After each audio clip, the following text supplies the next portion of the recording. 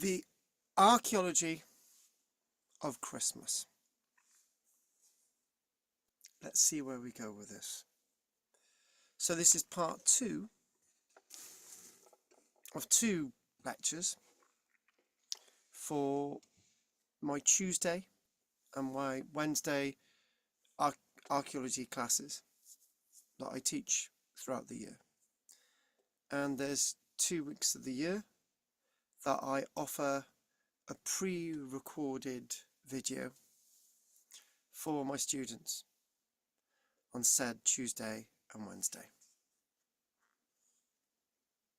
So I was asked to do the Archaeology of Christmas, and just a reminder for those that are watching this, don't forget your class fees are now due for the month of January and February.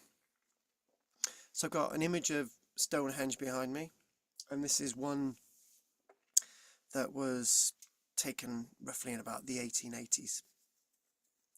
So this seemed really, really appropriate. When we celebrate Christmas today, we're not just taking part in a Christian festival. We are participating in traditions that stretch back thousands of years, deep into prehistory. And for those that may be watching this, who also read my column in the Barron District News, they will note that next week my column is devoted to the Barry Mary Lloyd. Again, a tradition that goes deep into prehistory. So here we go. Here's the first part. Midwinter and the human fear of darkness. For most of human history, winter was not cosy. It was dangerous. Food ran low. Animals died. Cold killed. Disease spread. The shortening days were terrifying because people did not know for certain that the sun would return. Think about that. We've just had the shortest day. And for one, I've experienced that very horrible thing. A few weeks off this time last year, we lost 4 of our big animals, so 2 of our sheep, 2 of our goats, and up to 20 chickens due to the storms. And I've experienced that. It's horrible, but I'm in the modern day and age. So let's go on. The winter solstice, around the 21st of December, marks the shortest day and longest night of the year. And one of the people actually watches my channel. They saw the events of the solstice at Stonehenge this year. Very lucky for you. So the shortest day and the longest night of the year, 21st of December. Guess what? Things get longer as time goes on now. After this point, the days slowly grow longer. Archaeology shows us the prehistoric people across Britain, Ireland, and on a larger scale, Europe, understood this very moment of the 21st of December. The Romans saw it as a period of Saturnalia. We saw it as our solstice.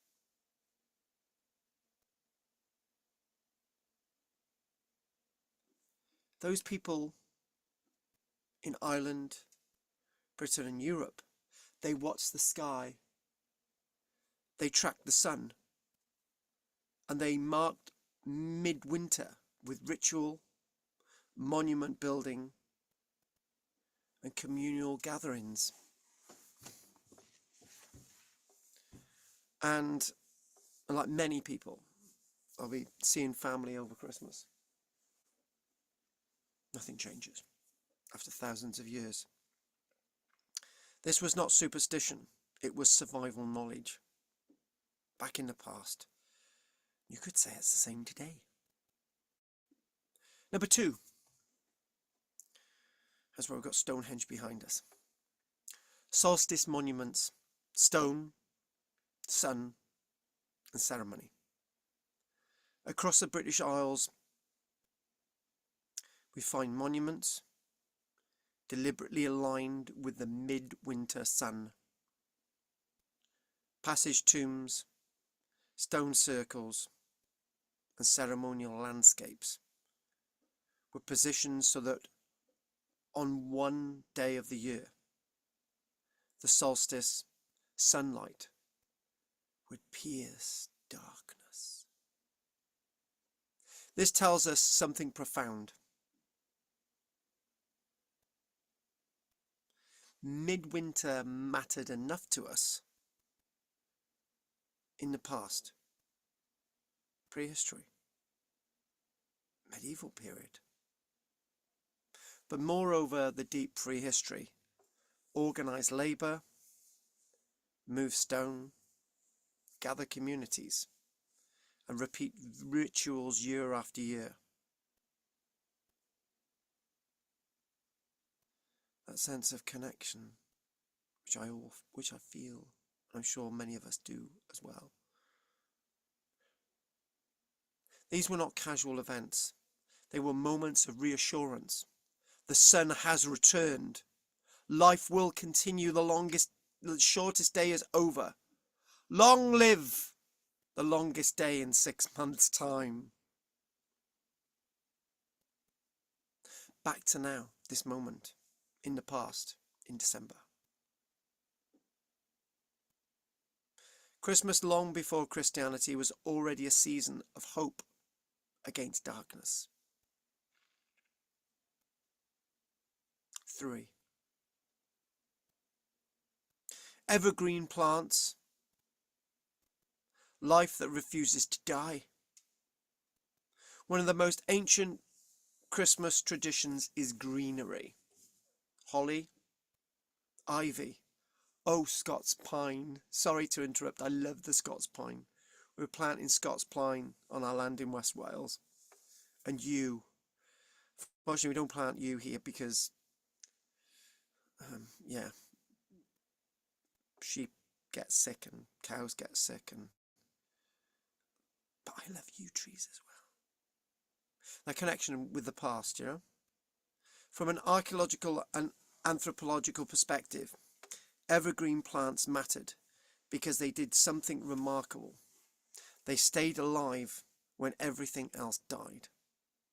Bringing greenery indoors was not decoration, it was symbolism. Symbolism of a connection, the ivy, the pine, the holly, the yew, anything evergreen. Got a little Christmas tree over there. Might be from a Scandinavian country, but got lights on it. It's the same thing. Again, bringing that greenery indoors was not decoration, it was symbolism. And even that wreath on the door. Love it. It said, life survives. Nature endures. Winter does not win. We do, and so do our animals. We see this tradition echoed across Europe for thousands of years, long before Christmas trees or wreaths existed. When you hang holly today, you are repeating a prehistoric message. Life will continue. Long live the longest day. life continues. Amongst all the loss, amongst all the grief, amongst all the sad days that we experience in winter, good times will return. Spring, those first buds, that excitement of life enduring. 4. Fire, light, and the longest night. Fire, light, and the longest night. I could do a bit of Shakespeare there, but I won't. Archaeology consistently links midwinter with fire. I don't have a fire here, it's a wooden floor, and gas fire does the bit, but you know the thing. Fires provide warmth, protection, light, and community. Well, I've got my cats around at this minute somewhere, and my sheep are underneath here. And so before I drive back to South Wales, at least I'm warm. Midwinter nights were long, dark, and dangerous. Keeping fires burning was essential, both physically and symbolically, and I feel emotionally, and so did they, the connection with the past. Permanence of the idea of change. The trilithon stones there, just think about it. There's 5 of them. It's like a doorway of change into another world. Think about that when you see Stonehenge next, when you're allowed to look around there. This is where tradition like the Yule log, remember that? The Yule log, candles, and later Christmas lights. This is where they all have their roots, in a dark, distant past, where darkness was the fear enduring, where the darkness and the fear enduring would not endure forever. Light in the darkness is one of the oldest human rituals we know. Even today, when we light candles or decorate with lights, we are acting out a ritual far older than electricity or even Christianity itself. Tell you what, when I was playing Santa this year, I did 7 dates. I was not just remarkably thinking about Christmas and the Christian celebration. I was thinking about giving joy to people as I was talking to them. Children, adults, we would sing, we would dance, we'd give up presents. And that's the power of offering hope. And I come across some sad moments when I was Santa, children that were really ill. I was trying to do my best as Santa to give that sense of life and light to their very souls.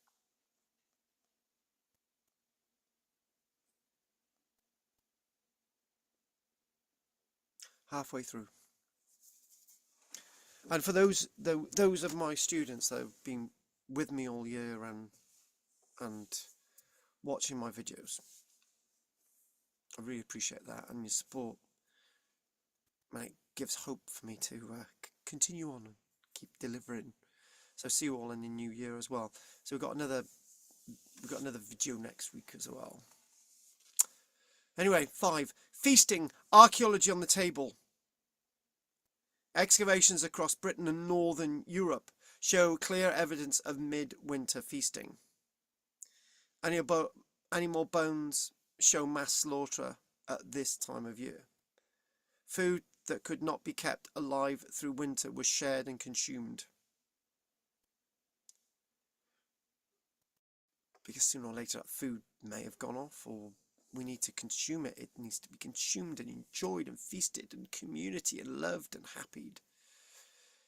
Feasting served several purposes: reducing mouths to feed, strengthening community bonds, reinforcing social ties, marking survival through another year.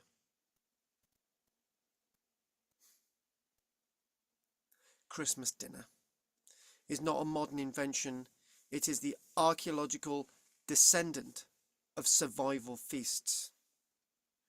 Moments when communities gathered because they needed one another.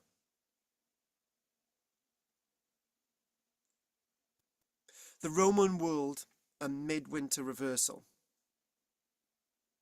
When the Romans arrived in Britain, they brought their own winter traditions. Midwinter festivals were times of gift giving. I just find that really difficult in this modern day and age of gift giving when we're in a very materialistic society. But back in the day when you're giving gifts, and these people you might not see all year, like sometimes it's the same with people today. I might not see my children all year. Maybe I might see them now. But back in the day, communities were sort of widespread, and maybe that little gift that you'd give your daughter because you hadn't seen it all year, and maybe that's powerful in that ancient context. So today I'll just be giving my children some money in their bank account. It's not the same when they've got everything, but in the past it was really different, that prehistoric concept, so you can understand the idea of gift giving. Relaxed social rules, role reversal, public celebration. So when we talk about role reversal, we might be thinking about Saturnalia, the Roman festivity of Saturnalia, but I think role reversal is sort of all mucking in, doing stuff at the Christmas time and just getting on with it, you know. Like today and like then, when it's really cold and you've got to keep warm, work slowed or stopped. People visited one another. Small gifts were exchanged. This is where we see early ancestors of Christmas presents, communal celebrations, and festive excess. Festive excess, Christmas dinner. Well, I'll be having Christmas dinner on Saturday. No, Saturday? Get my days mixed up. I'll be having Christmas dinner on Christmas Day. I'll be having like a sort of Christmassy dinner on Boxing Day.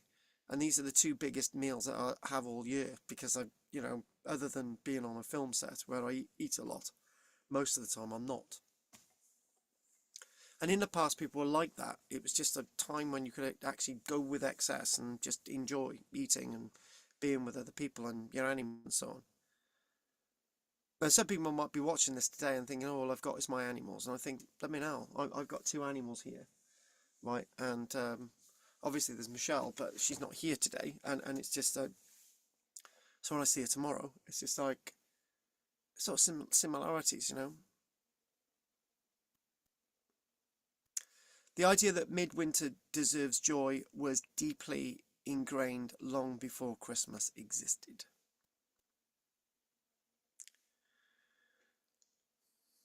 So one of the things that I talk about in my column in the Barron District News is the horse goddess Pona, and I talk about the White Horse of Uffington, and I talk about the Mary Lloyd, and then Christianity comes. So anyway, part 7, Christianity arrives and adapts. One of the most important archaeological truths is this: Christianity did not erase existing traditions, it absorbed them. It grabbed them, it kept old traditions alive instead of erasing them. There is no archaeological or biblical evidence for an exact date for Jesus.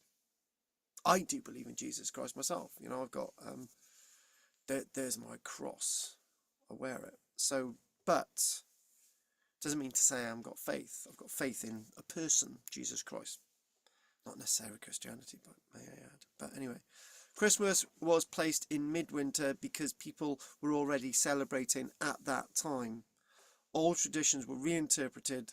The return of the sun became the birth of Christ. Nice. Works. Light in darkness gained spiritual meaning. So, becoming of Jesus, light, everlasting. It's a quote, and makes sense. Feasting became celebration. Evergreen life became eternal life. The yew tree going on forever. They do. Fotheringay Yew in Scotland. It's well, we know it's at least 4,500 years old. How much older, we don't know. Pretty old, eh? My grandmother lived to 102, but not 1,000. I used to call my little nanny ancient. She was to me. So evergreen life became eternal life. This is cultural continuity, not replacement. Archaeology shows us that belief systems change, but human needs remain the same.